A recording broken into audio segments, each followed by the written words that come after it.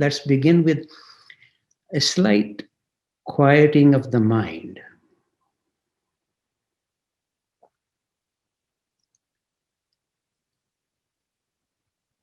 Simply because all the sages have said in one way or the other that there are many levels of reality subtler than the mind. In fact, Madame Blavatsky, the founder of the Theosophical Society, even made a very strong statement that the mind is the slayer of the truth.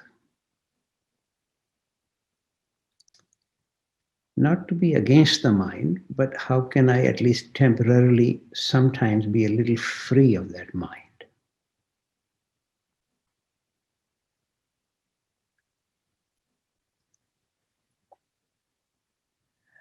What in my own practice assists me if I can connect this very mobile mind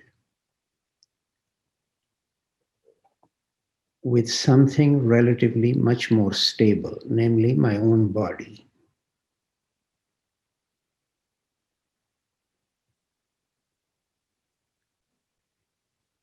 So see if you can now sense the vertical axis in yourself from the top of the head to the base of the spine.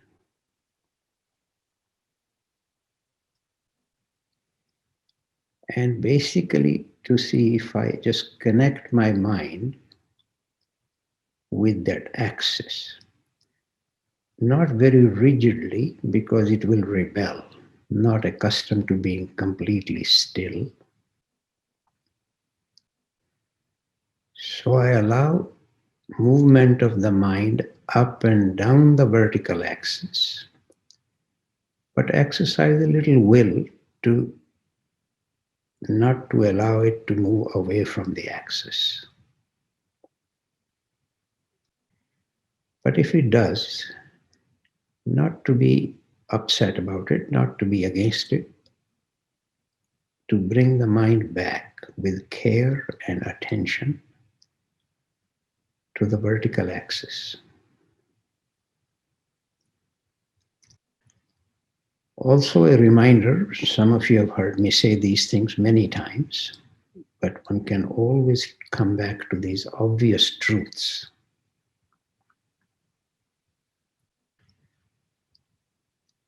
Again, according to all the sages, the entire space is filled with subtle and conscious energies,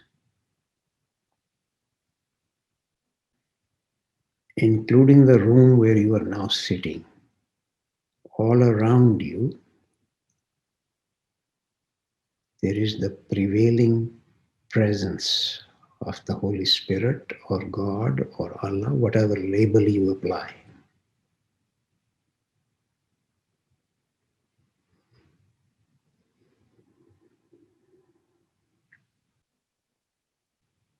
And the general suggestion is that the vertical axis, which is sometimes called the world axis or the axis mundi, is the way this subtle energy can actually enter into our organism.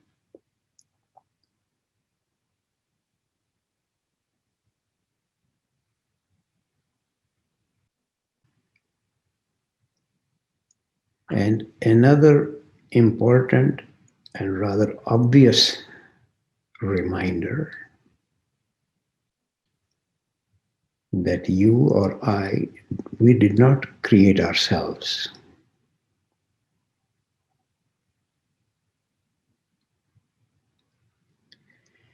In fact, personally for me, if this one single fact, if I can return to it periodically,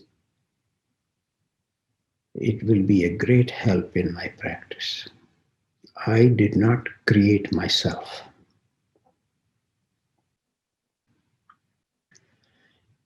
And that life energy enters into me as breath.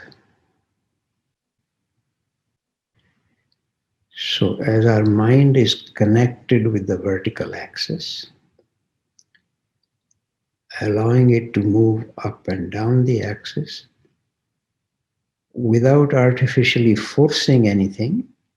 It can naturally coordinate with the movement of the breath in and out.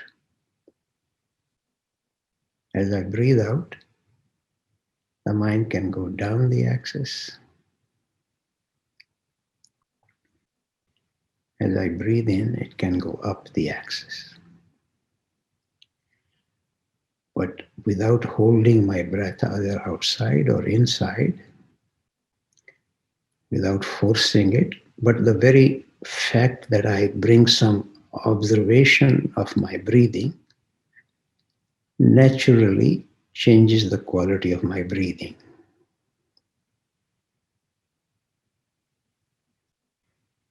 Breathing slows down and deepens, and therefore the movement of the mind also slows down.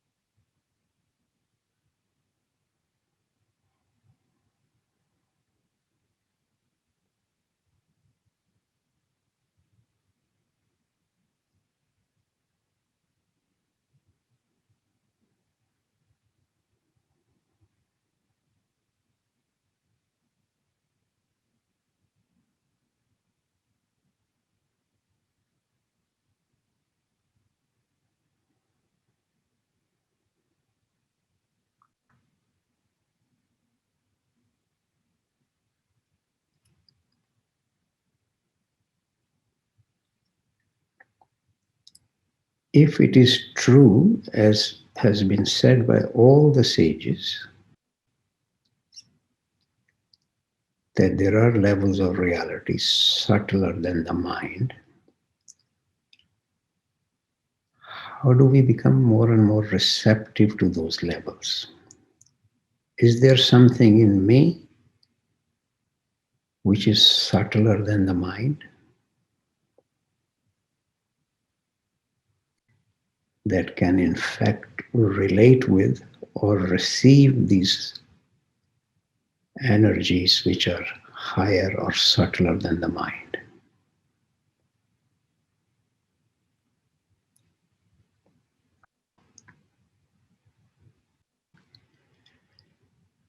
So the fundamental requirement for us to relate with something subtle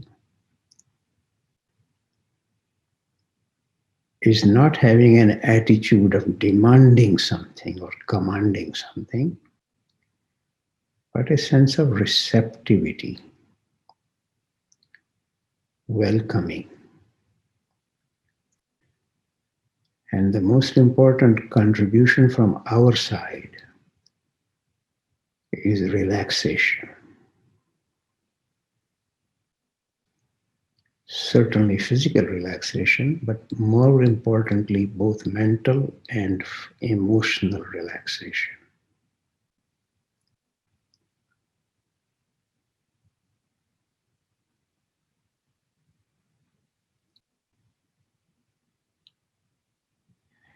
And if I can periodically remember that I did not create myself, so naturally a sense of gratitude for the fact that I am alive,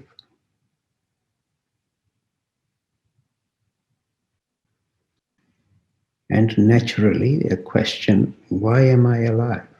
Why have these large forces bothered to create me?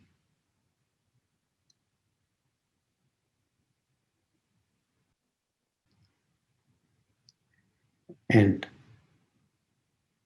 if I frequently return to that sort of attitude of gratitude and of wondering why, then my emotional energy is not wasted in anxiety or worry, resentment.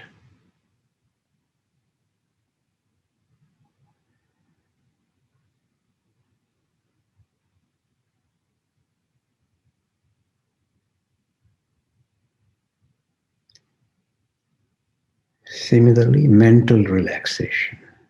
I do not know and cannot know all there is to know.